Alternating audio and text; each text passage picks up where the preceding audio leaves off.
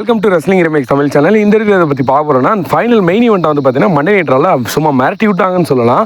ஏன்னா Seth Rollins vs Jey உசோக்கான main event show வந்து பார்த்தீங்கன்னா ஃபஸ்ட்டு ஓப்பனிங் ஷோலே செக்மெண்ட் வந்து தரமான செக்மெண்ட் பண்ணி and main event Jey உசோ challenge பண்ணிட்டார் செத் ராலின்ஸ். உங்கள் செத் ராலின்ஸ் என்ன பண்ண முடியும் பண்ணி ட்ரை பண்ண சொல்கிறா அப்படின்ட்டு.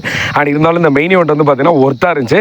நம்ம எல்லாரும் எதிர்பார்த்துட்டு இருந்தோம். அண்ட் செமி சைன் வருவார் நான் வந்து சத்தியமாக எதிர்பார்த்தேன். And main event Jey Uso side Logan Paul வருவார். ஸோ லோகன் பால் வந்து டைட்டில் வின் பண்ணணும்னு ஆசைப்பட்டிருக்காருல, அவர் வந்து செத் ராலின்ஸ் வின் பண்ண தடுப்பார் அப்படின்றப்ப நான் எதிர்பார்த்தேன். ஆனால் அங்கே நடந்ததே வேற. ஃபர்ஸ்ட் இடத்துனே செமிசைன் வந்தாப்புல.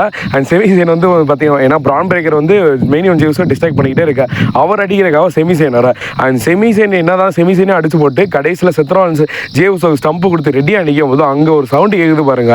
சிஎம் பங்க் வந்து நான் சாரை தூக்கிட்டு லிட்டரலாக தரமான மூமெண்ட்டு. அண்ட் அவங்க வந்து பார்த்தீங்கன்னா செத் ராலின்ஸ் சாம்பியன் வின் பண்ணக்கூடாதுன்ற ஒரே நோக்கத்தினால அந்த ஒரு மேட்சை அதாவது பின் பண்ண மாதிரி எந்த ஒரு காட்டாமல் அப்படியே வந்து பார்த்தீங்கன்னா சிஎம் பங்க் வந்து அடிச்சு ஓட விட்டுருப்பாரு செத் ராலின்ஸோட டீமை. அண்ட் இப்போதைக்கு அடுத்து என்ன நடக்குது, சரி மெயின் ஈவெண்ட் ஜே உசோ அமைதியாக ஒரு ஓரமாக நின்றுக்கிட்டு இருந்தா நடந்து போய்கிட்டு இருக்கும்போது லோகன் பால் வந்து பார்த்தீங்கன்னா பொட்டனி சேர்த்து அடிச்சுட்டு போயிட்டாரு. அண்ட் இப்போதைக்கு இதெல்லாம் பார்க்கும்போது ஒருவேளை மெயின் ஈவெண்ட் ஜே உசோக்கு இந்த சிங்கிள் மேட்ச் கொடுக்குறப்ப ஒரு ட்ரிபிள் டாக் டீம் மேட்ச் கொடுத்தா வேற லெவலாக இருக்கும். ஆனால் கொடுக்க மாட்டாங்க.